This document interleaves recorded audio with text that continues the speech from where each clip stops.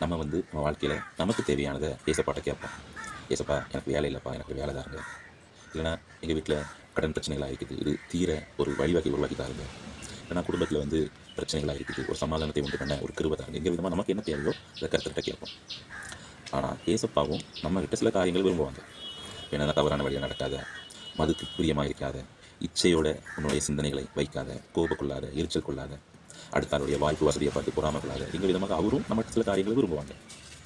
அவர் விரும்புகிற காரியத்துக்கு நம்ம இடம் கொடுக்கும் போது, நம்ம தகுதிப்படும் போதும் நம்ம விரும்புகிற காரியத்தை அவர் நம்மளுடைய வாழ்க்கையில் கொண்டு வருவார். இது ஒரு செக்ஷன். ஆனால் வேறு இந்த நாட்கள் நம்மகிட்ட இன்னொரு காரியமும் சொல்லுது. மத்தேயு 7:12, மனுஷர் உங்களுக்கு எவைகளை செய்ய விரும்புகிறார்களோ அவைகளை நீங்களும் அவர்களுக்கு செய்யுங்கள். நம்ம கஷ்டப்பட்டு வந்திருப்போம், படித்து முடிச்சு வேலை தேடிட்டு வந்திருப்போம், நெடுங்காலமாக ட்ரை பண்ணிட்டு இருப்போம், எப்படி ட்ரை பண்ண கூட தெரியாமல் இருந்திருப்போம். திடீர்னு ஒரு நபர் கடவுளுடைய பெரிதான கிருபையில நம்ம வாழ்க்கையில் வந்திருப்பாங்க. தம்பி இப்படி பண்ணுப்பா, இந்த வழியில் முயற்சி பண்ணு, இந்த கோர்ஸ் எல்லாம் பண்ணு, இந்த காரியம்லாம் செய். நம்ம செய்திருப்போம். இந்த நாட்களில் ஒரு வேலையில் இருக்கலாம், நல்லா இருக்கலாம். ஓகே, இந்த நாட்களில் அதே மாதிரி வரையான ஒரு நபர் உங்கள் கண்ணு முன்னாடி தெரிவாங்க. படிச்சிருப்பான், எப்படி ட்ரை பண்ணணும்னு தெரியாது, முயற்சி பண்ணிட்டு இருப்பான்.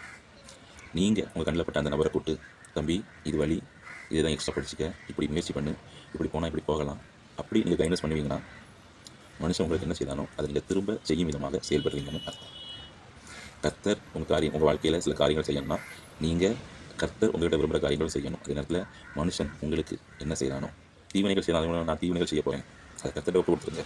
நன்மைகள் செய்த காரியங்களை எடுத்து நீங்கள் பிறருக்கு நன்மைகள் செய்ய உங்களை வாஞ்சையோடு பழக்கப்படுத்திக் கொடுங்க. கர்த்தர் உங்களை ஆசீர்வதிப்பார். God bless. ஆமென்.